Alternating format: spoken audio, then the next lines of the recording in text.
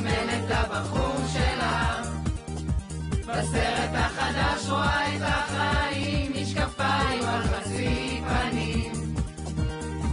אוי משרדי דלויט, בחום הזה של תל אביב.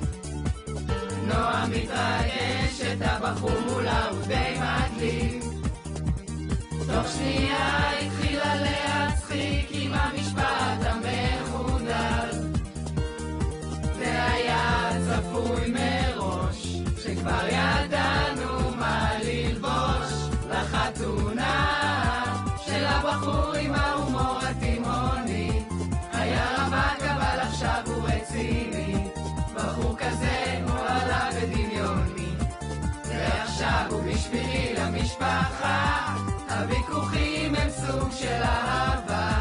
גם כך אומר את המילה האחרונה, תראה צ'ופון, כי ככה זה עובד, זה לא ילך לך.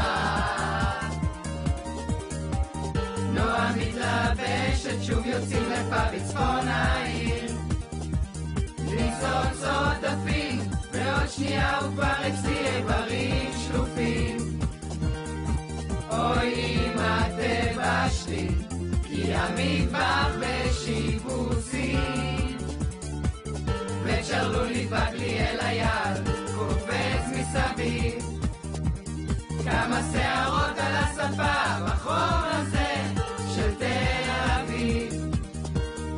אוי תיתן לי מנוחה, רוצה טיול ולא נמצא בחתונה של הבחור עם ההומור התימוני, והקטנה עם החיוך הדוגמני, והכלבלב שעכשיו הוא עצבני, כי הוא לא קל להשתולל במסיבה.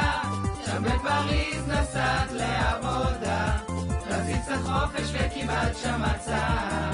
נחגוג איתכם הלילה נשתכר באהבה גדולה.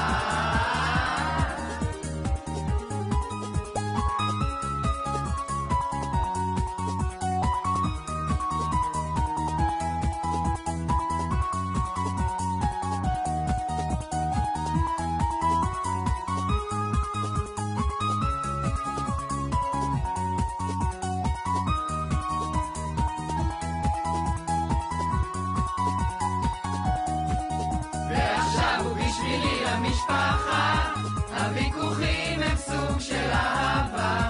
גם כך אומר את המילה האחרונה, תראה צ'ופון, כי ככה זה עובד, זה לא ילך לך.